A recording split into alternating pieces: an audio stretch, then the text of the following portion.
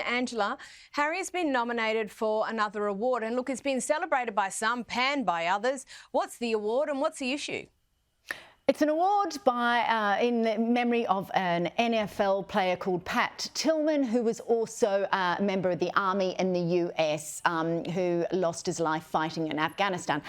The fact is, this award is going to Harry. I'm with the detractors. I don't know why these organisations, look, this is about sports and honour and awards, and of course, you know, Harry organised the Invictus Games, but I have a theory on this because this guy keeps getting awards and you're kind of thinking he's a bit adjacent to the actual topic that the award is being given to. I think that these small-time awards want some coverage, and so they'll give it to Harry one year rather than giving it to somebody who's probably a little bit more deserving, maybe somebody who's, well, in this case, American for a start. But I love the fact that the commentary in the US is very much, you know, these commentators going, I only know Harry from The Crown and from South Park. Why is he getting this? Look, to be fair, his Invictus Games is amazing, but does it determine that he should get this award? I don't think so. Controversial opinion, but we appreciate it here on this show. And Pandora, on to Meghan, and we don't often get to see her just out and about, but she was spotted this week in a park in LA. She looked pretty relaxed. Was this for anything in particular? She did look very relaxed, didn't she? So a fan spotted her and put it on TikTok. This video is about 10 seconds long, and as you can see, she's in a black tracksuit, looking very happy, laughing along with what I assume is a stylist standing next to her, rolling up her sleeves, looking very sort of normal and within her work mode by the looks of things. What I would say here is no decision by Meghan or her team will have gone without thorough vetting. They were in a public park. The likelihood of somebody taking a snap of her was quite high. Would that be paparazzi or a fan or an onlooker? If they spotted Meghan, they would have known that she would have got snapped. So I would say that here.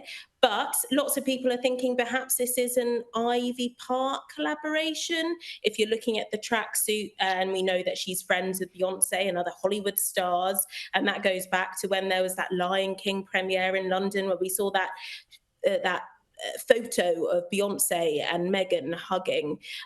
So potentially it could be that. That's not been confirmed by Meghan's representatives, but it's important to note that they would have known that someone would have taken a photo here, and that just happened to be a fan who was on their morning walk.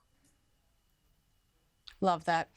Now, yesterday was Armed Forces Day. The King and Queen were out to mark the occasion. Here's Queen Camilla delivering her first Armed Forces Day message. Whether in this country or overseas, we celebrate the service of men and women in our military, and thank you all for everything you do to protect this country of ours. We also remember those who have made the ultimate sacrifice in pursuit of stability and peace around the world. Angela, such a special day. How was it commemorated? Look, this is so important, and I think it's wonderful to see Camilla giving a speech of this nature. Of course, her father, Major Bruce Shand, was in the army. She was from a military family, Camilla. He, of course, received the Military Cross for battles in the Dunkirk and North Africa. So she knows firsthand what it is to be in this position. And she also spoke about being from a military family and the fact that the people at home, the support that they give to people from the military. So lovely to see her stepping up into this role. I also, having spoken earlier about royal portraits at the moment, there was a beautiful portrait of King Charles. Actually, it was painted before he was diagnosed with cancer. It's by Hugo Bernard. I love this. This is exactly the sort of portraits we should have. This is him leaning forward. He's captivated in that frock coat from a field marshal frock coat.